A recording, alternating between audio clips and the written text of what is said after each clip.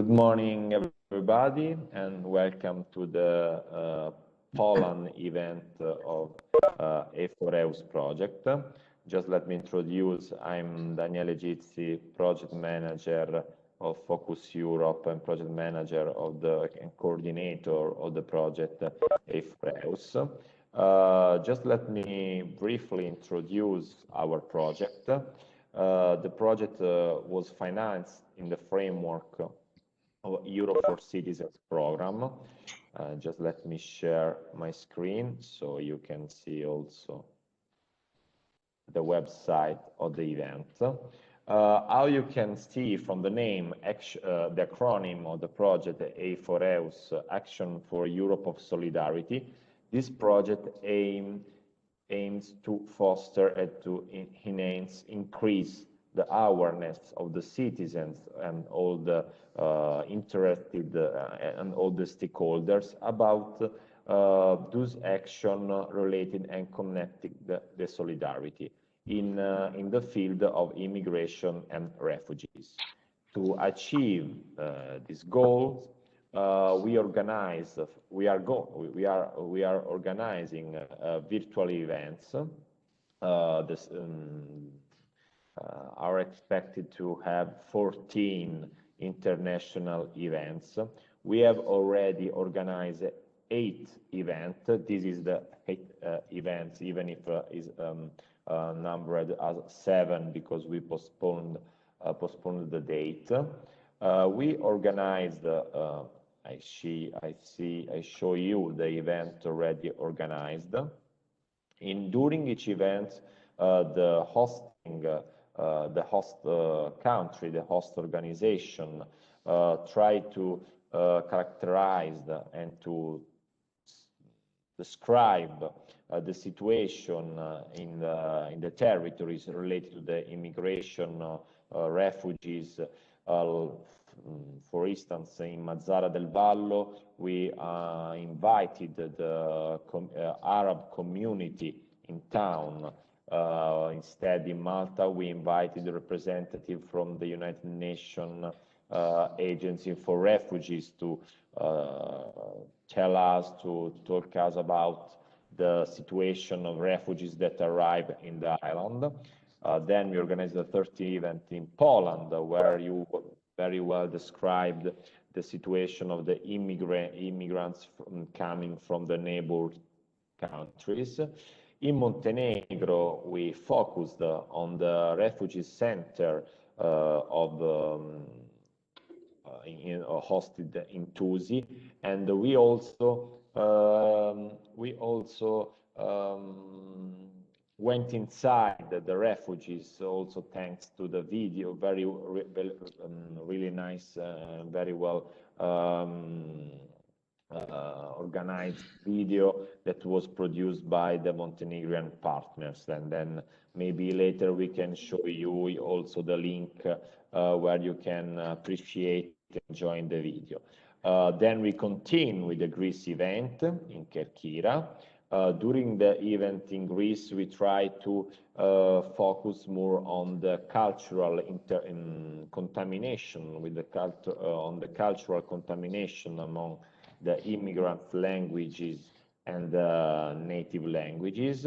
Then we had the event in Tirana, Spain. The last event was held last week. Really, I think one of the more appreciated event, if I can say, was organized last week, during which we invited the refugees themselves that told us the history, the travel that they suffered to arrive in Spain.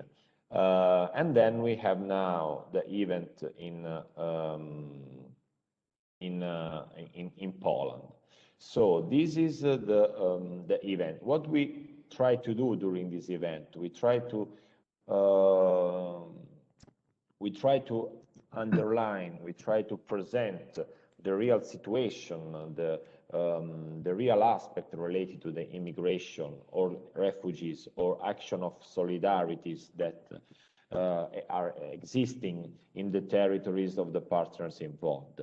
To do that, we invite speakers, like are now inviting during this event, and also we try to organize interim activities such as surveys among the citizens or videos or other activities such as promotion of an idea, different idea of immigration, a different idea of the solidarities that that is really important for us to underline and to promote in the light also of the general bad idea or general xenophobia that unfortunately spread on along of the Europe. So this is the general presentation of the project. So I just present you the agenda prepared for us. Okay, this is the agenda of today's event. I leave now the floor to the representative of the Polish partners, Małgorzata Bonikowska, President of Center for International Relations, and I'm really happy and glad to give her the floor. Just let me interrupt. Yes. Good morning. Yes, good morning, everyone. I hope you are able to hear me. Yes? Yeah. Right. So we are very happy to be a partner of this project. As a Center for International Relations, we are the oldest independent think tank in Poland specializing in foreign affairs, and migrations, international migrations is one of the things we have been doing for many years. That's our one of our forte, actually. And we invited today for this talk also our colleagues from outside, especially J.J. Singh. I want to thank Jay to join us. Jay, you hear me, right? Yes, I can hear you, of course. Yeah, we can. Okay, perfect. So the goal of this event, my name is Małgorzata. I'm the president of the Center. I'm political scientist and the professor of European Studies and Foreign International Affairs. The objective we put to this seminar is to tell you a little bit more about how Poland and Polish government and Polish local governments handle integration of migrants. Because previous event was about the economic migration. We were talking about how many and from where the foreigners come to work in Poland. And today we will focus on both the those who seek for asylum and those who work from the perspective of how they are integrated into the Polish society, what is offered to them at the very beginning, what is the policy of integration of migrants, and then also how they themselves see this situation, how they judge about our methods of integrating. That's why we invited J.J. Singh, who will talk more about foreigners coming from South and Southeast Asia, especially Indians. He's himself an Indian working in Poland, has been 30 years. We have our colleague from our team, Evgenia Sargina. Hi, Zhenya. Morning, hello. She comes from Ukraine, and she joins us several years ago in our center, but she herself had to go through all these processes we are interested about. And Bruno Surdel, who is our expert in the center, but he's also teaching at Warsaw Humanistic and Economic University. Hi, Bruno. Hi, hello. Yes, and he specializes in Middle East, and he will tell us more about integration of people from far away, also as far as religion is concerned, so Muslims, because that's the controversy we have in our country. You may have heard, of course, that Poland was the country who was not very happy, the government was not very happy with the proposals presented by the European Commission at the beginning of the crisis. We had the quota system proposed, and Polish government together with the Hungarian government vetoed this proposal. I mean, voted against. The proposal was accepted, but not implemented really fully. And now we have a new package of proposals presented last year in September by the European Commission, how to resolve this problem of migration in the European Union. So Poland still, the government, the current government, which is a center-right government, conservative government, is against really taking migrants. But as we said recently, the previous seminar, in the same time, Poland is #1 country as far as work permits for non-Europeans, for the citizens of other countries, especially Ukrainians, but also people from Belarus and Asians. So that's a paradox we are facing. And we currently have around 400,000 foreigners in Poland, 430,000 people who got the permit to stay, residence permit to stay permanently in Poland. Most of them are economic migrants, and most of them, it has been several years they are here. It's not months, but years. So they are all under the integration process. And we could divide this talk. What I want to stress is that historically speaking, Poland was a country, of course, it's a very old statehood. We have a tradition of independent state for over 1,000 years, but most of these 1,000 years, we were not the one country, one nation society, not at all. We were a very vibrant community composed of different ethnical groups, different nationalities, and different religions. So Poland before partitions, we are talking about a period of 800 years until the end of 18th century, was a kingdom. We were calling it a commonwealth. It was a commonwealth really composed of different ethnical, language, and cultural groups. So Poles, Ukrainians, people from Belarus, Germans, Dutch, Jewish, of course, and some other nationalities. We used to have a big Muslim minority as well, because previously Poland was having a very long border with the Ottoman Empire. So our interaction with Islam was really on the everyday basis, let's say. And so this was a very vibrant community. This was stopped by partitions of Poland at the end of 18th century. And then when we regained the independence after the First World War, again, it wasn't really one homogeneous society. It was a composition of different ethnical and religious groups. For example, Jewish population, this was a 10% of the citizens of Poland before the Second World War. We had a big number of Ukrainians, Belarus, also Germans.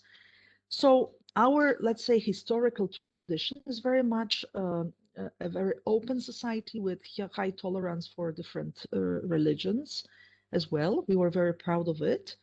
But this all stopped with the Second World War and the changes of our borders. Because in case of Poland, it was really an important change as we were moved towards the West by 1/3. German citizens were pushed to leave the country because of the consequences of the Second World War. So it was a high movement of people after the Second World War, and most of the German left.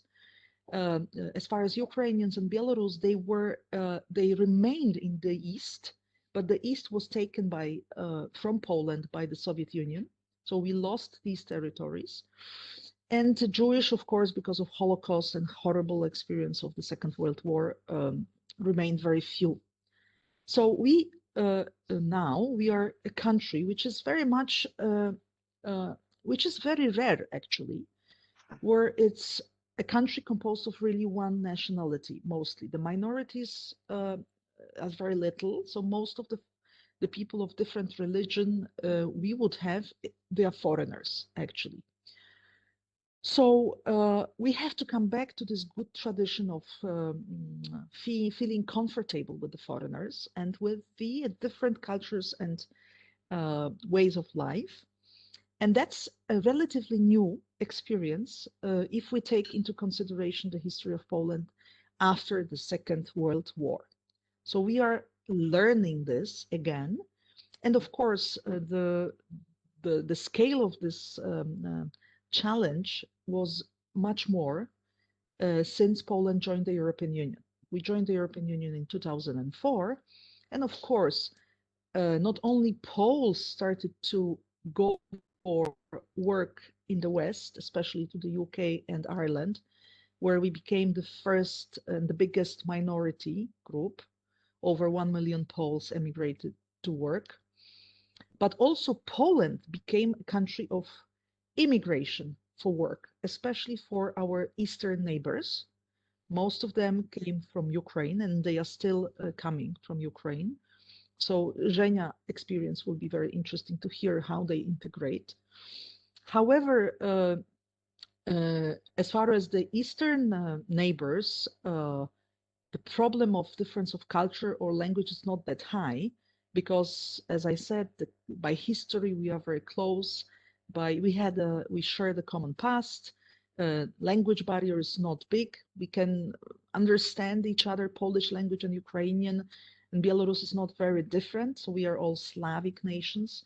Religion is still, Christian, even if it's different, Orthodox and Catholic, but it's still Christian. So it's not a high barrier. And they are, we can say, quite well, they adapt quite well into the Polish society, and the integration process goes quite fast. And also, geographically speaking, it's the neighborhood, so they travel very often back to their homes in Ukraine and Belarus, and they come back. So it's really a kind of a smooth process, generally speaking. From the economic point of view, they play a very important role because they fulfill the gap left by the Polish citizens who left to work in the West. So our unemployment rate is very low, relatively low in Europe at the level of 5% at the moment. So it is, generally speaking, it's a very good influence, the integration of our Eastern neighbors place in the Polish society. While with the foreigners from more distant countries, like Asia, Middle East, Africa, the barrier is higher, also because the Polish citizens, Polish society, doesn't really experience much, especially in smaller towns and villages, the presence of these people in our society. It has been a gap. So the Polish citizens are not so much used to see the people of different color and different religion among themselves. So it's unlike the Western Europeans who are used to mingle with the people of different religions and different skin colors from all over the world, especially those countries who used to have colonies. Poland never had colonies, so we also don't have this aspect, but definitely being a European member state, we started to be very attractive as a place for possible work, but also, even as for some people, a place to live, to stay, to integrate. So that's what we have right now. And last word, I want to say that, well, we don't have yet the final complex immigration policy, as we said at the recent event. The government, the current government is still working on that. The previous government was very active in the migration field. And there were some documents describing the Polish government approach to the integration of migrants. The last document is called Policy of Integration of Migrants, and it's from 2013. So we have certain structure of how to do it. And of course, we have certain stages of this process is pre-integration, so learning the language, first of all, in which we are quite good. There is a huge center in Łódź, in the heart of Poland, who it has been many, many years, who plays this role of the main leading center for learning Polish by the foreigners who want to learn this language. Then we have other steps of further integration concerning education, healthcare, and also the legal base to be able for the foreigners to understand better the way how we live in this country. But I want to stress that the very important role is actually played not by the central government, by the local governments. Local governments play a very active role here, and they also were rewarded, and they are rewarded for that, even by when you look at what they do from the distance. We are, as a Center for International Relations, we are a partner of the Institute of Innovations in Politics, with headquarters in Vienna. And this institute, it has been 5 years. They organize competition for the best projects all over Europe, where they give awards to the local governments for what they did and what they do. And there we have a special category concerning migrations.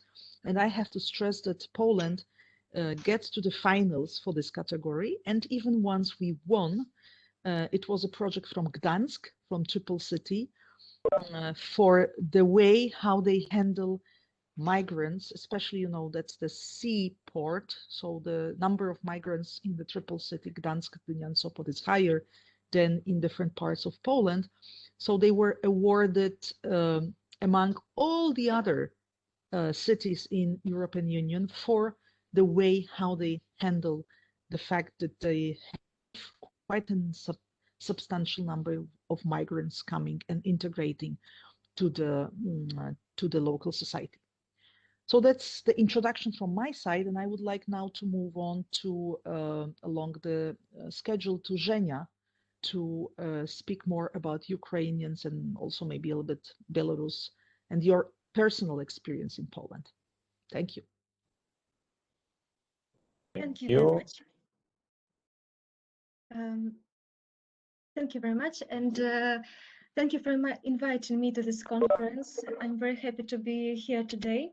Again, my name is Zhenya or Eugenia. I'm working for Center for International Relations, but in Warsaw. But originally, I'm from Ukraine, from Kiev, and my story was started in 2016.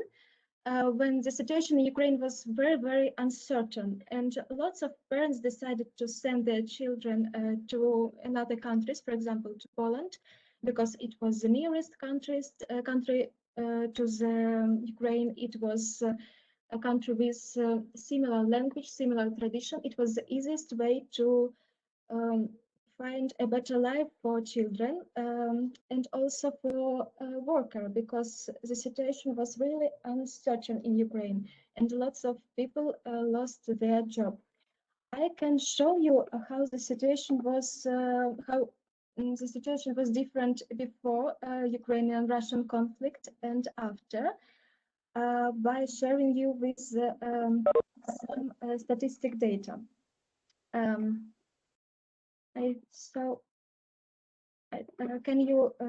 I hope you can see my presentation. And it was the situation of Ukrainian migrants in 2012, 2013.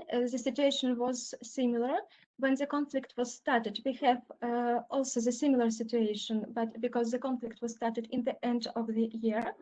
But then we see a rapidly increase of Ukrainian migrants in Poland. So from for example, in the city center from 8,000 to 14,000. And then we see a great increase in this number in 2016, for example.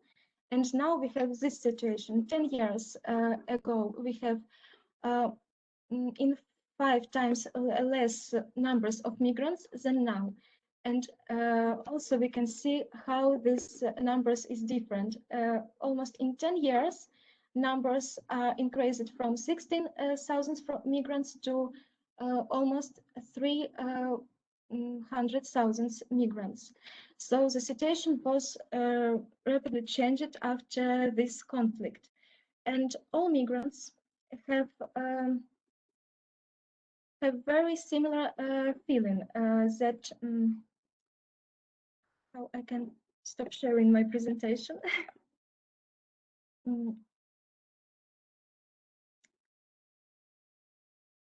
I'm sorry, can you help me stop sharing the presentation? Okay. Do you want that you stop your presentation? Okay. I just would like to show you different with amount of Ukrainian migrants. Okay. During this. You can just go to share and press stop. Great, but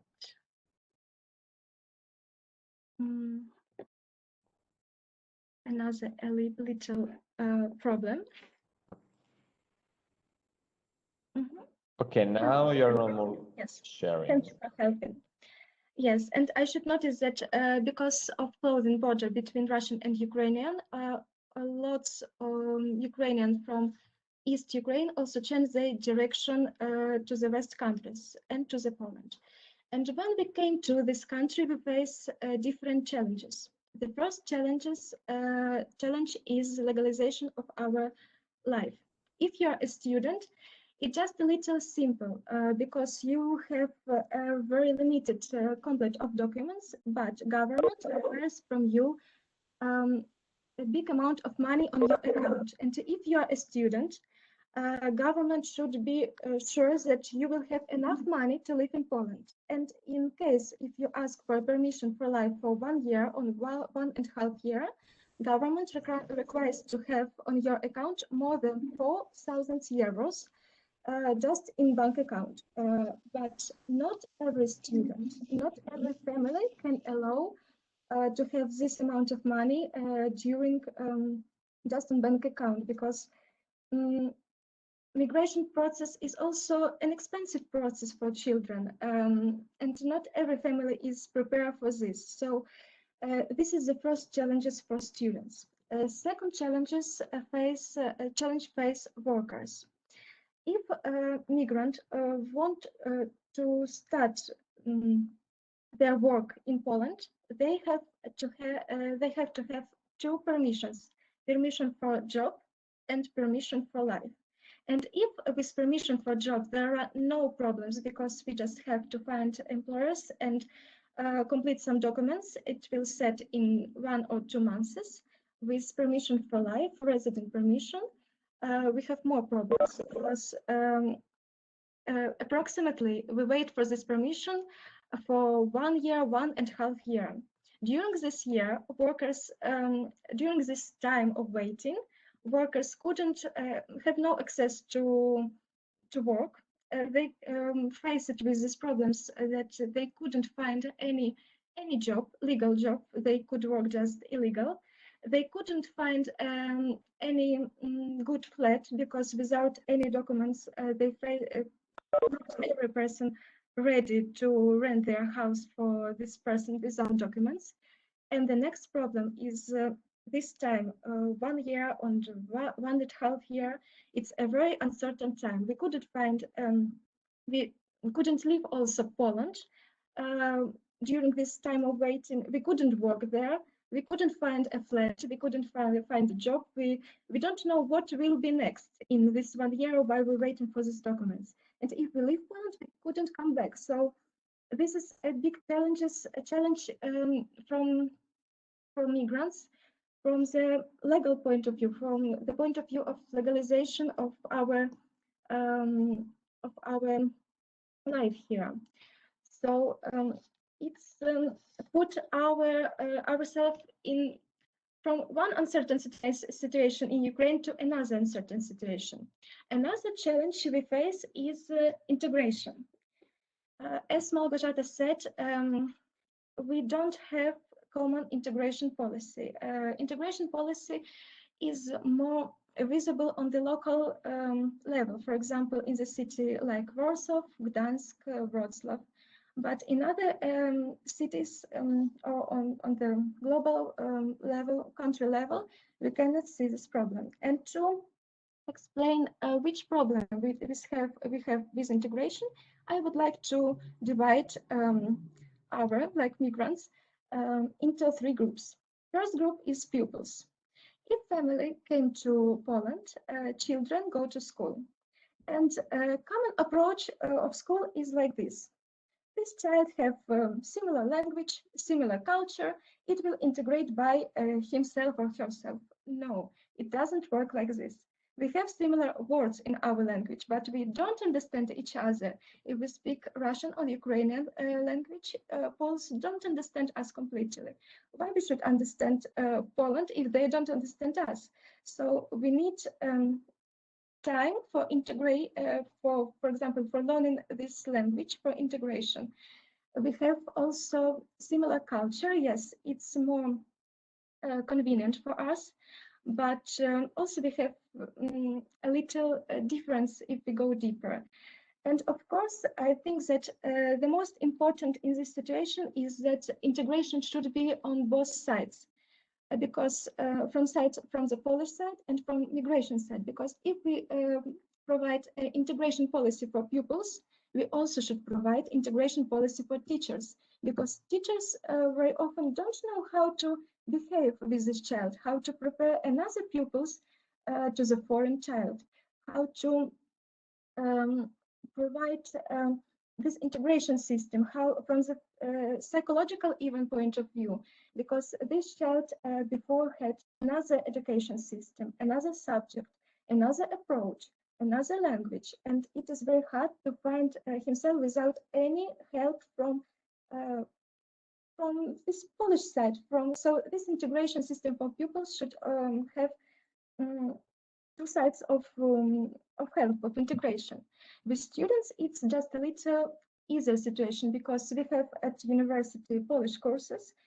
As a student, we try to find some job, for example, in restaurant, in hotel, in hotels, in different services as a student, it's called student work, and it's more easier to integrate in the society by learning language in process.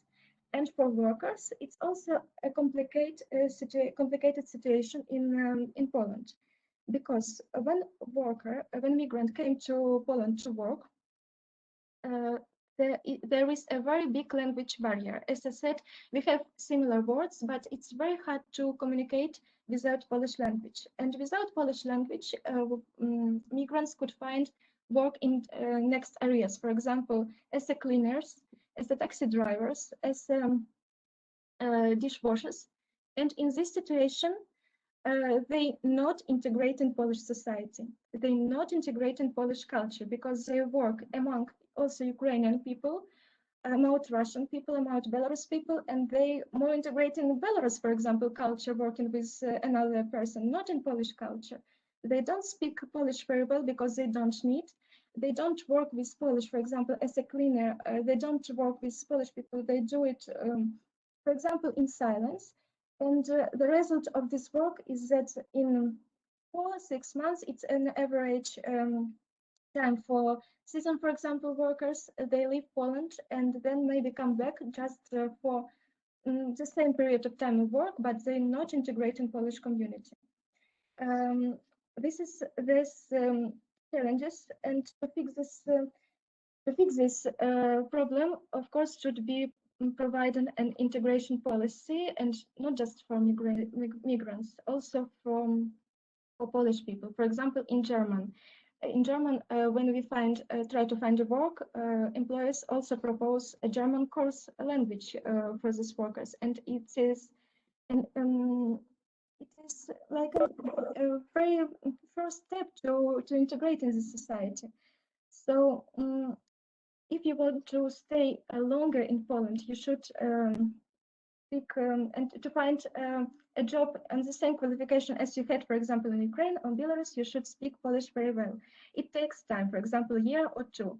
But in addition to this, you have problems, for example, with documents. You couldn't find any job, so it's really very hard sometimes to integrate in this society. And the last thing what I would like to raise during my speech, it's social challenges.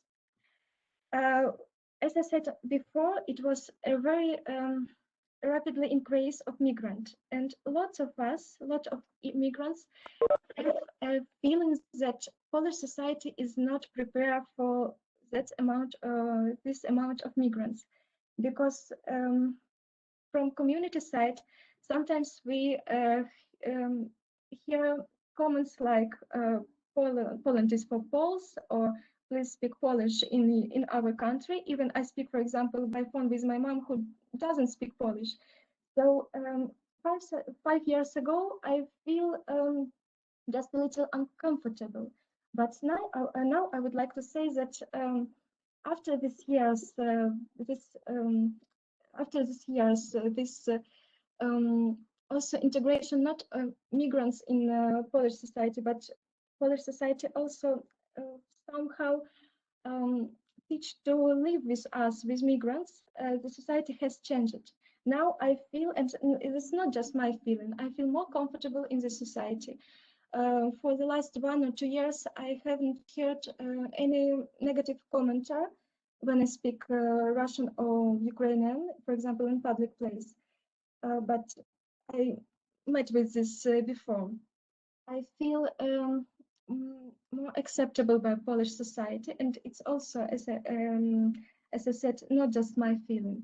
And also a very interesting thing that before 5 years ago, I can meet with this approach that Polish employers could pay less to the Ukrainian people, to Belarus people. I see that at my first work in hotel, when on the same position, Ukrainian woman get 14 zlotych per hour for her work, and people from Poland get, for example, 16, 17, 20 zlotych per hour. So we see in that moment we saw this difference, but now it is also changing.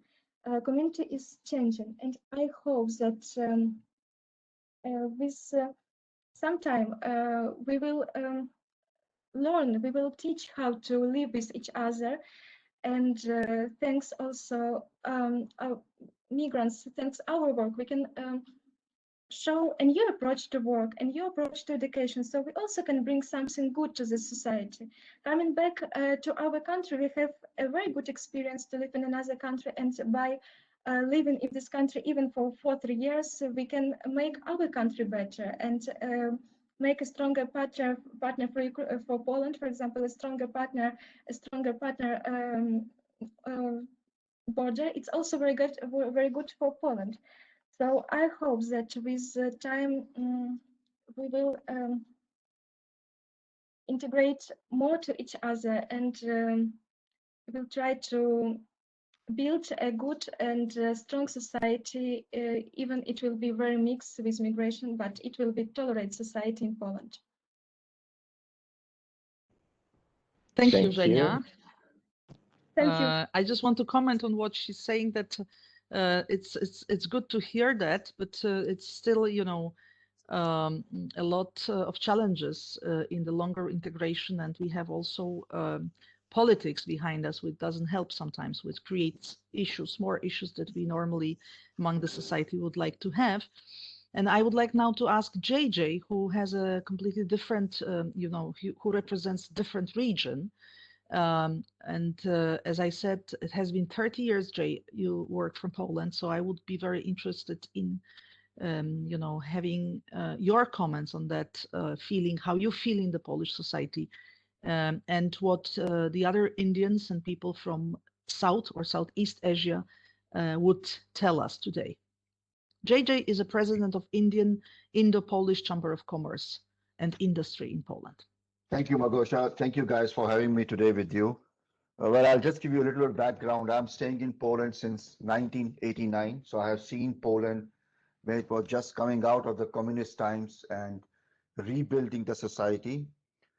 So times were really different. In a sense, also foreigners to be here, and especially with my color skin.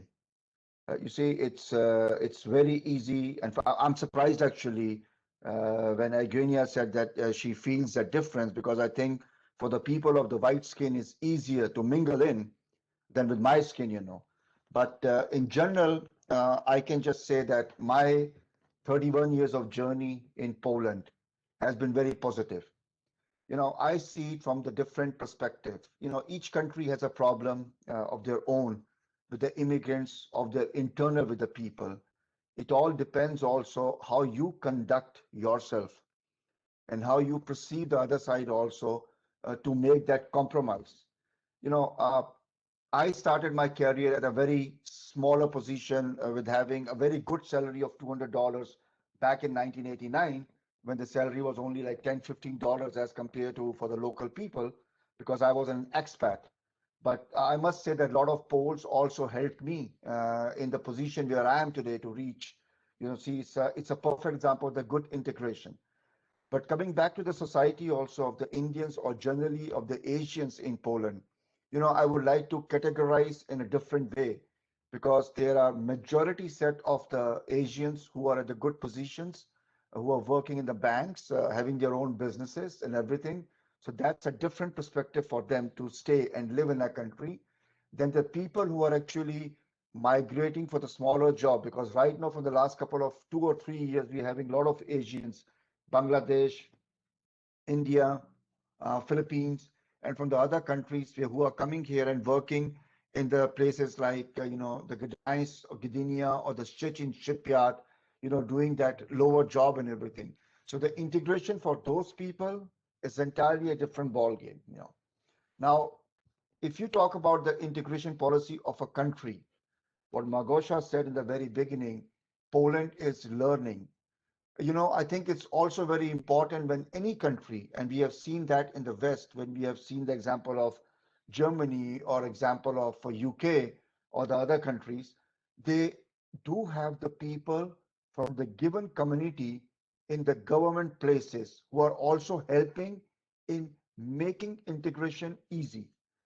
When Vinia said about the school and the teachers, I mean, I can't imagine that anybody can learn, about the things, about the culture of the other country so fast that they will be able to, adapt children to the Polish, I would say, the culture and everything. So the people have to be trained, and I believe it's better in my opinion, in 10 years, it will be better in Poland when we'll be having from the Asian background, from the Ukrainian background, from the Belarus background, teachers, people working in the government, positions, people working in the police and all the other institutions, because those will be the ambassadors of the given communities to integrate. Now, how we do it with our Indian community, me being here from last 30 years, we have built our community here. It's not a very large community, is little shy of 9,000 Indians staying in Poland. So majority are in Warsaw or in Pabinica Łódź, which is like 120 kilometers. Then you have the different cities like Wrocław, Kraków, where you have a lot of Indian migrants who are actually in the IT sector.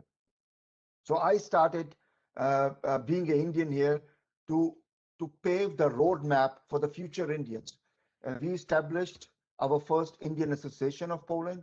We established the first Sikh Gurudwara. Now, remember one thing, I think Indians know most about the integration because we have 29 states and we have 29 languages.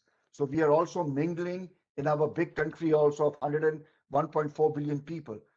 Of course, the culture is different from Europe. But if you talk about the integration, different languages, different religions, we know it better. I'm sorry to say, with all due respect to European Union and all the countries, we know it better simply. The only problem comes when it comes to the culture part because the Europe culture is different. So what we did, like I said, we started the associations where we were making the various functions and everything, not only for the Indians, but we were also inviting the Polish people, our neighbors, our friends. So we are starting from the small, I would say, the steps. Then we established the first Sikh temple. Then we established the Hindu temple in Warsaw.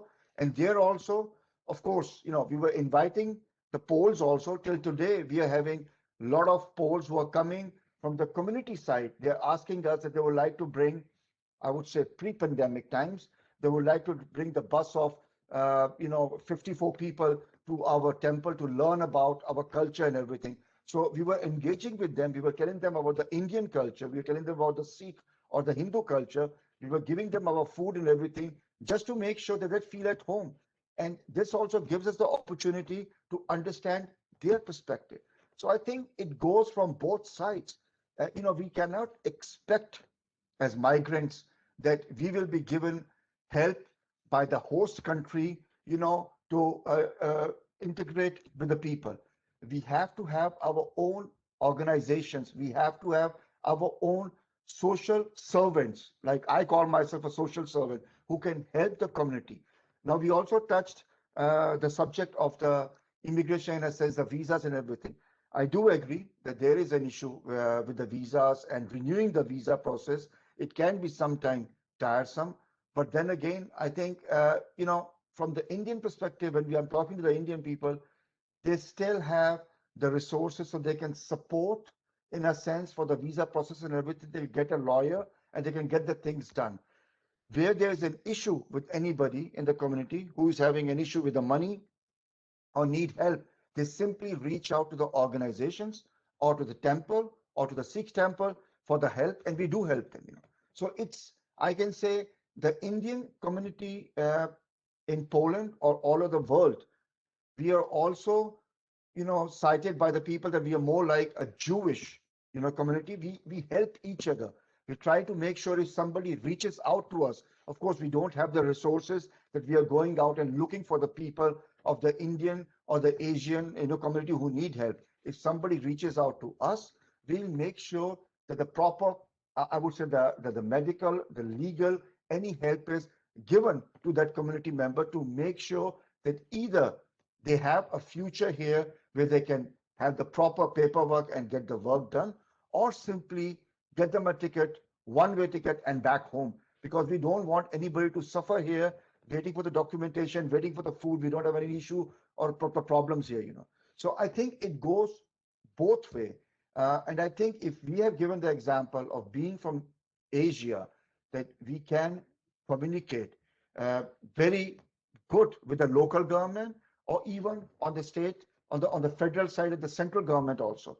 We don't see generally any issue of the integration from the police side. I think it's more from our side that when we take a step and we want to integrate, we also have in our community the situation where the people who are working for the Indians who are working for the Indians, and they are from the, I would say, from the level where they're only the workers in the company, in the factory, they would simply keep to themselves because they will be in their own circle. They will not be mingling out with the Poles. Maybe in the factory, in the place of work, they are doing it, but they try to keep it to their own self. But then it's a responsibility of the owner of the organization, how they organize the things, that they can make sure that the integration is there. Language has been a barrier, of course, but I think the Asians in general have the natural tendency of learning the languages. But remember one thing, for Asians in general, especially for Indians, there is very one good positive point in hand. We speak English. So English is a language also. What we see, when I came to Poland back in 89, English was almost like a fourth or fifth language. Today in Poland, after Polish, I think English is a secondary language. So you can easily communicate. People who are working in the higher post, all my friends who are working for JP Morgan or for the Citibank, they sometimes don't speak Polish because they're working here for last 5 years and they are staying in a bubble, where they have all the people around them who are speaking English. They are integrating with them in English only. So yes, that can be an issue, but is the language a barrier to understand the culture or to integrate with the people? I don't think so. Because then when you're talking also with the other person, maybe it's a neutral language like English, you can still communicate and you can pass on, your culture, or you can get the culture from the other person also. So I think in general, I would put it in this way. In Poland, yes, we lack the proper programs of the integration from the government, from the central or from the local side. But I don't think so that any community who is large in Poland, and like Eugenia said, I think it's much larger than the Indians, the Ukrainians in Poland. I think it's also how we can help each other, how we can make sure that those people who are here for the longer time, who understand the things better than the newcomers, how they can devote their time, half an hour, a day, I don't know, 2 hours in a week just to help those people. We have made, for example, in our temple, a place on Saturday, we are having from 12 to 2 a time where the people can come and talk to me or to anybody else who is there present to help them, to advise them. So I think it's most what we can do also on our own, with our own resources, to make sure not only us, but what we can also do for the Polish side also, to make sure also that how the relationship can grow instead of waiting, that how the things should be done. I think we should set the example, we should give the ideas, and we should make the roadmap to get things done. That's from my side. Thank you very much.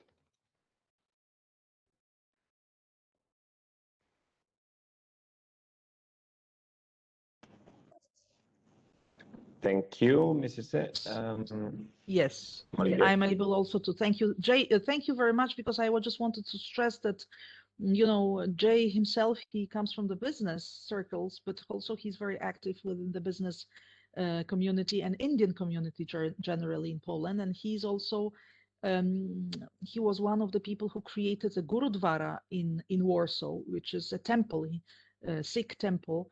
Being a Sikh, of course, J.J. Singh, he's a Sikh by religion.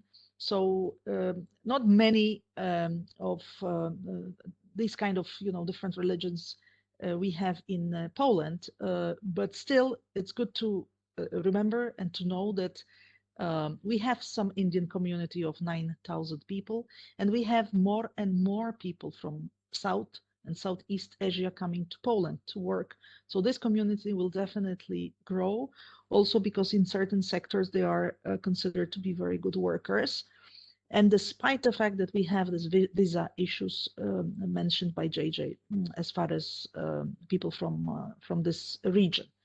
Now I would like to move on to a different perspective given by Bruno. Bruno is himself a Pole, so it will not be his personal experience of his life, but he deals with the Muslim community in a sense that he is specializing in Middle East. He used to live in Turkey for some years, now back to Poland. So Bruno, I would like you to tell us the perspective of people coming from Middle East, with special attention on those who are not Christians, who are Muslim.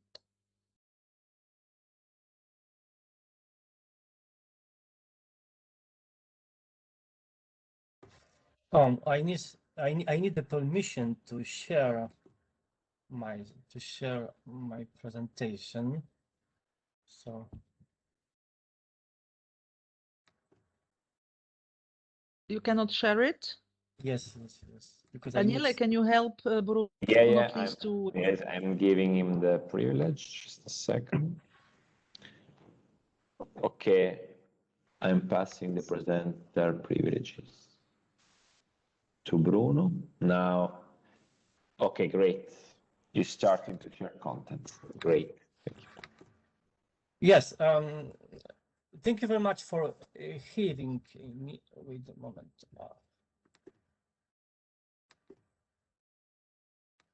Thank you very much for having me here. Actually, you know what Dr. Bonikowska said. Yes, I lived 5 years in Turkey, and me myself, I saw how people coming to Turkey, what problems they have as regards, you know, Syrian migrants. Yes, it's very enlightening. Yeah, what problems they face in Turkey. But on the other hand, in Poland, I need to say that I lived almost among Turks and Muslim community for many years here in Poland, in Turkey, in Nigeria, and so it's not my experience, but in near too. Poland is kind of contradictions, and maybe some of those who watch us don't know that we have one of the oldest Muslim communities in Poland. Yes, 600 years is Tatar community. But coming more to the recent times, migrants started coming to Poland in communist times, 1960s, 1970s, more 1980s. which actually later brought very interesting results and fruits. Why? Because they managed to establish themselves in the late 1980s in specific, various organizations, including Muslim organizations, and later they provided, let's say, cultural or integration basis for migrants who came later. Yeah, so over the years, since 1989, when Poland opened and it was possible to also to organize themselves, yeah, they started building centers. They called them, like, let's say, Islamic centers, but in fact they are cultural centers, which always have been providing somehow aid or consultation or advice to those migrants who have been coming to Poland. And such centers are in Warsaw, in the very center of Warsaw, in Gdańsk city, which also has a rather big mosque, but also in Poznań, in Lublin, in Wrocław. So this is interesting, yes, that on the one hand, we understand Poland as a monolith, cultural and religious monolith. On the other hand, we have such communities for hundreds of years. We have such communities also from Arab countries, from Muslim countries, who have been coming as students especially, yes, but later settled in Poland, and they also started families. So mixed families play a big and huge role actually in integrating, because the kids, they later socialize with latecomers, with newcomers. Yeah. Bruno, sorry, because I just want to say that we still see the same slide. If yes, this is your intention. which is correct. Yeah. Now I want to show you some statistics. Yeah. After this introduction, because we have two types of migration. Yes, those already settled since 1970s, 80s, so students. But let's see, because it was a topical issue. Yes, so migration from Syria, migration from the Middle East in 2015, especially to Germany, but also to Poland. We know of the problems. The Polish government was not very welcoming them. But anyway, look here. These are Syrian citizens in Poland. I mean, with valid documents, like 913 this year, and this year 134 applications. Yes, but if we jump back to 2015, you can see that it was 662, so quite a spike. From now 134. Yes, it's settled, it's not much less, but that time 662 from Syria.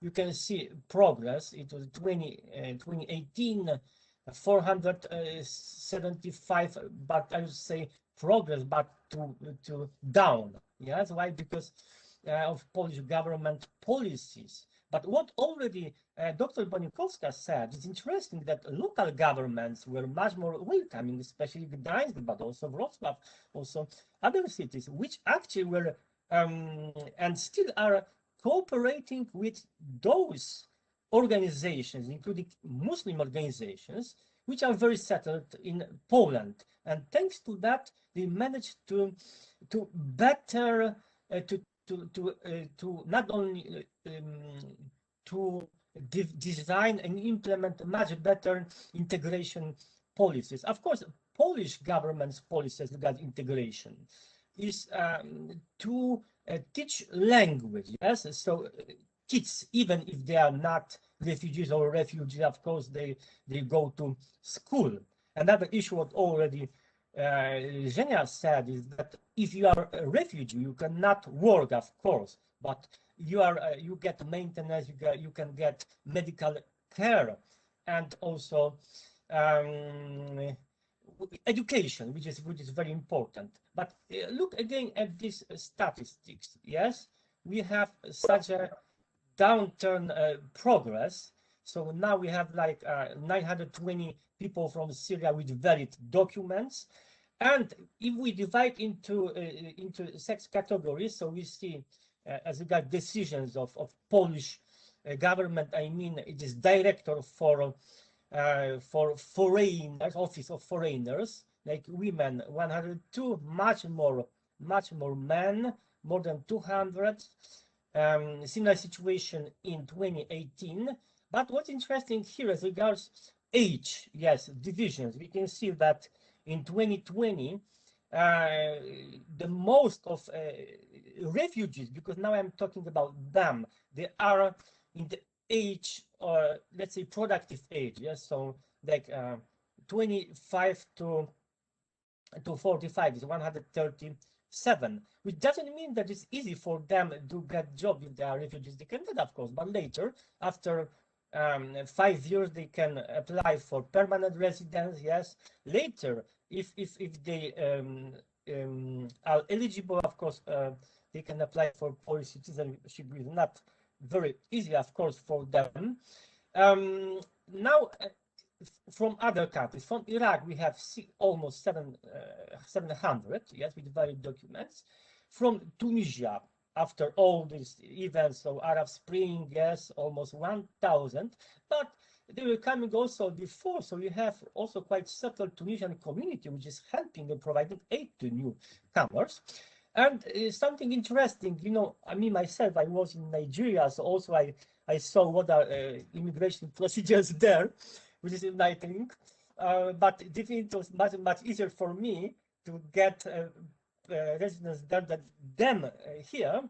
Which I also saw in Polish consulate how they tried to, let's say, to explain them that it's maybe not a very good idea to come to Poland.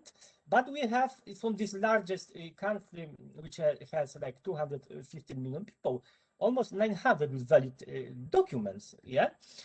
And the problem we see, of course, illegal migration, which basically from Afghanistan, there are so many such people, like 1,000 in 2017, 2018, 2019 were caught on the border.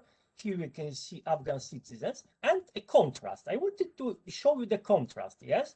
You saw previously such a small numbers of people from Syria, from Iraq, and so on. Here's the difference, a huge difference, yes? Turkey.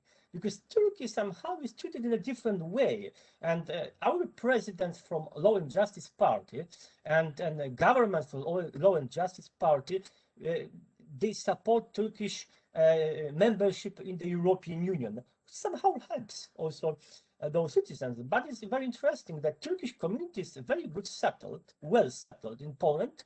They work as already was the same situation as Mr. Singh said about Indian community. Yeah? So Turks work with Turks. They have businesses. Yes, they buy with they buy in Turkish markets. They work in Turkish companies, and they are very well integrated. I know them, let's say, very, very good since many years, maybe 15 years. I would say that they start families there. The kids are very integrated. They go to school. They speak Polish language. They're very familiar with Polish culture. And I would say that is a success story as regards, you know, Turkey. Of course, we can say Turkey is like a bridge between Europe and the Middle East, but it still is like that. So it's a Muslim country, and those Muslims really they are very well integrated. And I would say that they set example for others if they could, of course, come. Yes. So this situation like that, of course, one of the issues we have still not unified, as also Dr. Bonikowska said, government policy as regards migration. Yes, we would need it. Yes, also simplify procedures and so on.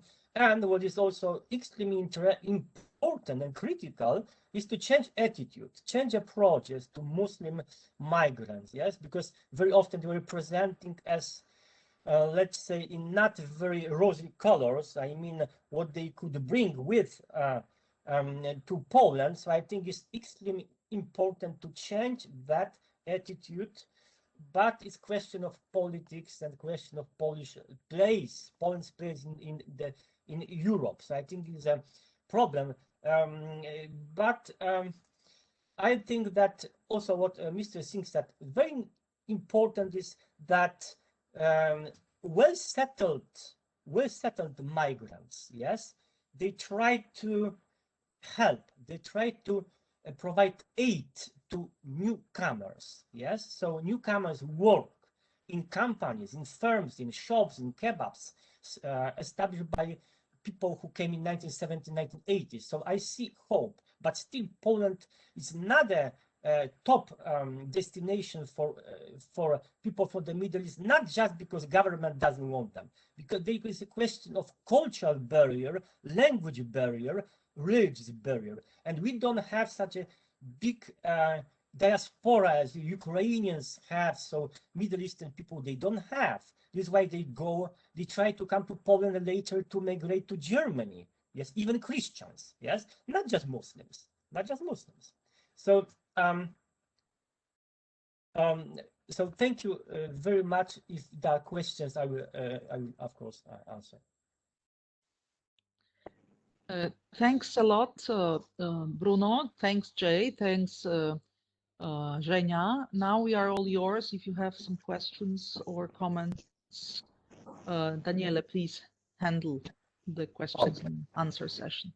Thank you very much indeed. I have just general questions to hold the speakers invited. They can briefly reply also according with their personal experience.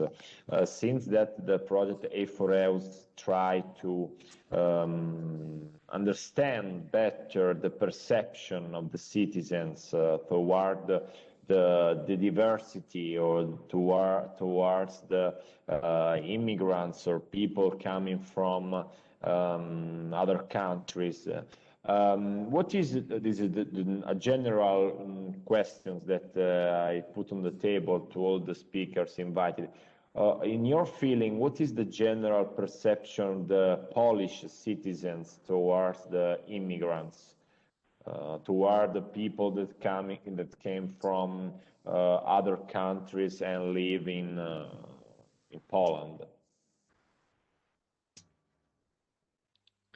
Jay, maybe you can start as a foreigner. I can start. You know, I will answer it in a very simple way.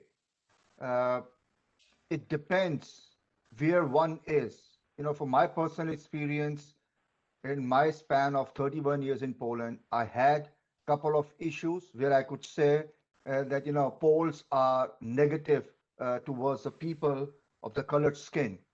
But then again, when I look back, and at that time also, when I saw where I was and among which company of people I was, it was meant to come. You know, it is, for me, it's like in each and every country, you have people who have the openness for the new things, for the new people. And you have people who are like, you know, close, they only think of their own self and they don't want any openness to anybody, to any new thing.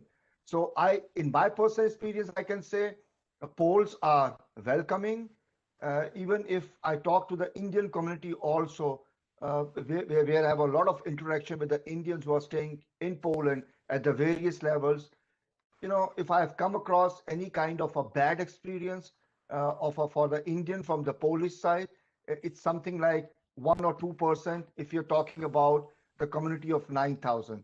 So yes, there are negative situations, but again, I always at least tell to my community people, it all depends upon you, where you are and how you behave to that situation, whether that will accelerate or it will just diffuse down. That's my take on that. I just want to ask you more, and then Zhenya also the same question. Do you see any difference, especially Jay, through the years? Because we had this migration crisis in the EU in 2015 and 16, and there's a lot of bad things were said by the media all over Europe about the immigrants generally. Do you see any influence on, you know, Polish people behavior towards Indian community? I think, again, I said I had one or two examples where the Indian students were beaten in the subway underground, by some Polish youngsters who were drunk and everything. Do you take it as a racism? Yes, because they are also fueled by all the comments and everything. The most important change which I saw after all this backlash started, whenever I used to drive in the city center, in each and every bus stop, there used to be a poster of, if you see the racism or any kind of this activities, please call this number. And that posters were all gone. It's not there anymore. So this shows that how much, I would say, important factor is uh, for the government, whether it's a central or for the state government, that these things were actually spoken about earlier, because it was known that the people from the different skin color or the foreigners are being harassed, attacked. So they were like a helpline, but that's not visible anymore.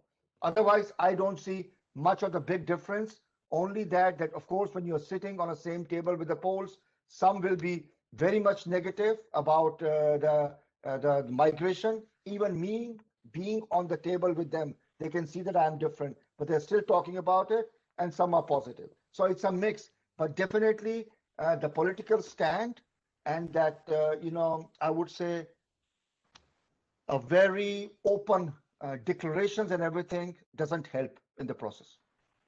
Right. And yeah, what is your experience? Your stay in Poland is shorter than Jay's. It has been for how many years? Oh, 5 years. Say it again, sorry. 5 years. 5. So two questions actually. First is what Daniele asked, but second question is, do you see any difference 5 years ago and today towards yourself or your colleagues from Ukraine? Yes, of course. I could see this difference. I mentioned about just a little mentioned about in my speech, and this difference based on our comfort. So when 5 years ago, when I speak Russian or Ukrainian on the street, I can face with different comments. Now I couldn't hear this, and I can agree with Jay that it all depends on person. Even Poland people could be negative against another Poland people. Ukrainian people could be negative or positive to another Ukrainian people. It all depends on person. During these 5 years, I just meet 3 situations which which show the situation of discrimination me as Ukrainian, just 3, and it shows that it depends just on person. But situation, our community is more friendly. When I need help, even on the street, when even I didn't speak Polish and I need help, I face with positive attitude that every person tried to help me to find the stop, to find the bus, to find something, I don't know, shop, everything. So the positive, the attitude is positive and become more and more tolerate to our communities. So I think that yes, we can see the difference, and we have a positive tendency to from Polish society to migrants. From my side, it's to Ukraine and Russian, Belarus also. What I want to add to it is that also Ukrainians and Belarus, especially Ukrainians, are everywhere. So they are very, very visible. And of course, even if they speak Polish, we hear the accent. So it's very easy to say that this person comes from the East. So we are dependent on them in a sense that, there's no Polish hotel or restaurant or any business without these workers. So I think that's also a very positive feeling which comes about that they contribute to our society and economy, and they are, integrating very well. Bruno, do you have any comment? Yes, of course. First when I came across, let's say, communities from the Middle East and the Muslims, but also people from Africa, it was in 1990s. When I was speaking to them, they were saying me openly, especially those from Africa, there's no one day when we don't face problems. Yes, Yeah, so they had real problems on the street in 1990s. That changed. I've seen the progress over those years since 1990s. Also, women in hijab in 1990s, they had real problems, not just in Warsaw, in many Polish cities. But again, now the situation has changed much. But why? I'll tell you, the schools have been doing a really great job, because what they were doing, still are doing. They're inviting people from Arab communities, from African communities, or Muslim communities to go to school, to have lectures, to explain their culture, religion, customs, and it's really wonderful. And on the other hand, the Muslim community in Poland, and they do the same, what they have been doing for the last 20 years or more. They have been reaching out to Polish people, and from the centers, I mean, Wrocław, Warsaw, Poznań, Lublin, yes, so they have been making regular lectures, not just on religion, on culture, who we are. They were inviting to special meetings regularly, let's say many times a year. So I think it helped much. So what I see is something really good, which is both sides, especially schools on the other side, representatives, organizations who represent Muslim community in Poland, they reach out on a daily basis to Polish people. They try to integrate. They say, look, we are peaceful, yes, we want to integrate, just we wish you accept us, nothing more, nothing less, just that. Daniel, over to you. Okay. Yeah, thank you. And just last round of Q&A. This is an European project, so and we try also to collect the point of view of the different speakers and stakeholders invited during this project. What is, in your opinion, what is what the European Union, the European Commission, that is the executive branch of the European Union, should do to improve and to better let the diversity or immigration accepted in the European Union? I tried to explain better my questions. Is the message that the European Union gives to the European citizens correct, or they should better explain and better react toward the immigration phenomena? I'm not sure I understood the question. You would like some recommendations what should be done better from the EU side? Exactly. You know, Well, maybe I can give you my take, and I'll repeat what I said earlier. You know, first of all, I think it's when any kind of a policy is being implemented, and for example, EU wants the immigration policy or the migration policy, first of all, they should make sure that the message is sent right to their own citizens. That's the first point. Second point is what I said earlier. Whatever group of migrants they are getting into the country, they should make sure that some representatives from that community already living in the city, in the country, should be involved, because that will make things easier. Please remember one thing also, when the migrants are coming, they're also not so much trustful towards their host, what they can expect. So if there is somebody who can make that bridge, it will be easier. And I think for the Western countries, it's much more easier because they already have the right people at the right positions, not to mention at the government positions. I think it's more for the Central and the Eastern Europe where more things are required.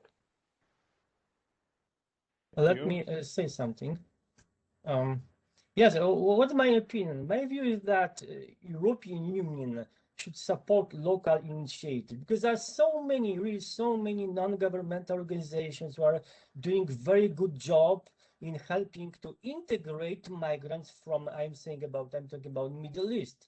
There are so many organizations. What the European Union needs to do, needs to support their projects, yes? On the other hand, it needs to support local government projects. Really, we have so many local government which support such integration.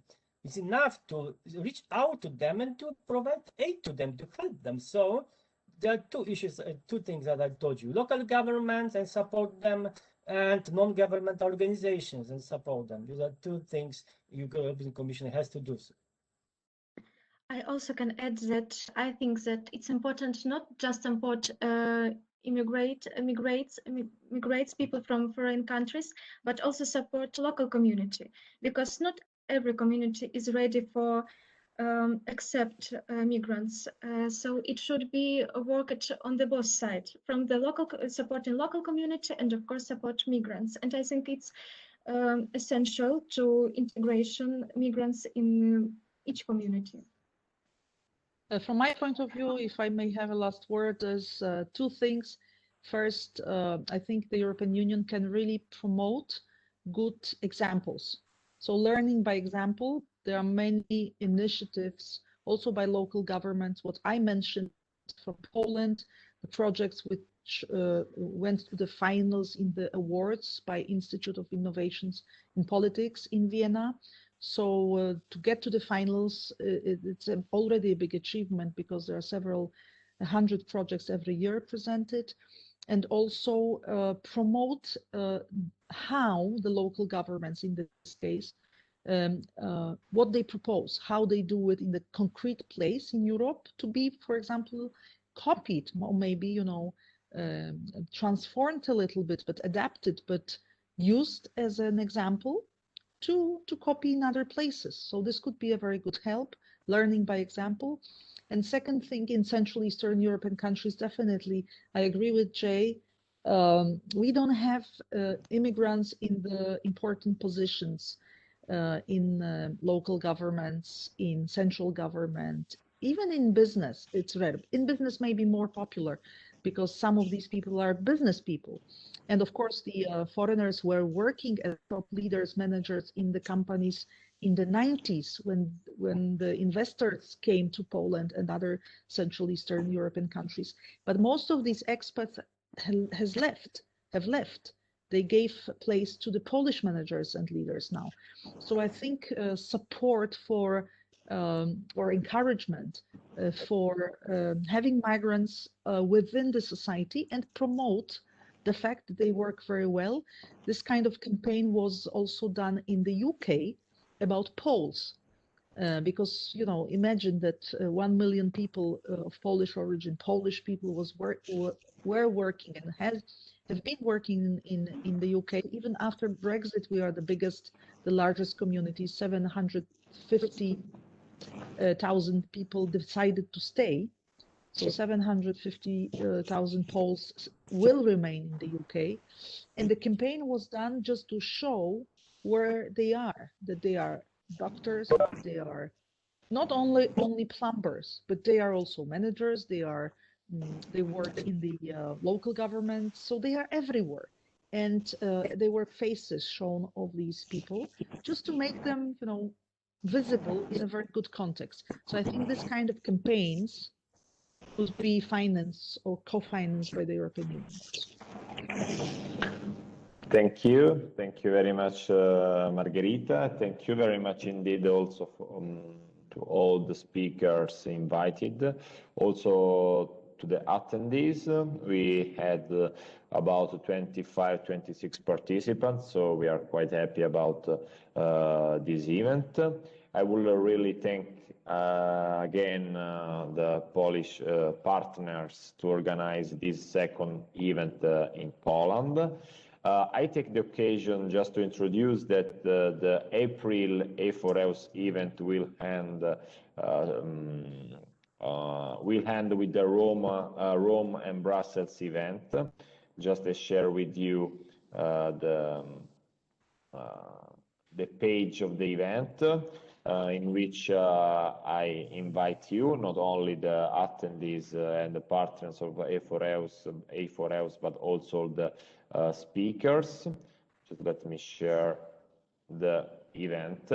It will be the event that closed the April session of the A4EUS project. Then we'll have other events in May and June, but we have already to schedule it with the partners, task leaders, with the task leaders. The event in Rome will be an occasion to try to organize an hybrid event, because it will be an event in presence and virtually. So we'll have some physical participant and virtual participation. I invite you to register here. I'm going now to share also the link in the chat. And for the moment is all. Again, thank you very much indeed to everybody. And just putting now, before to leave you in the chat, the registration link. Okay, this is the form. You find the form in the chat.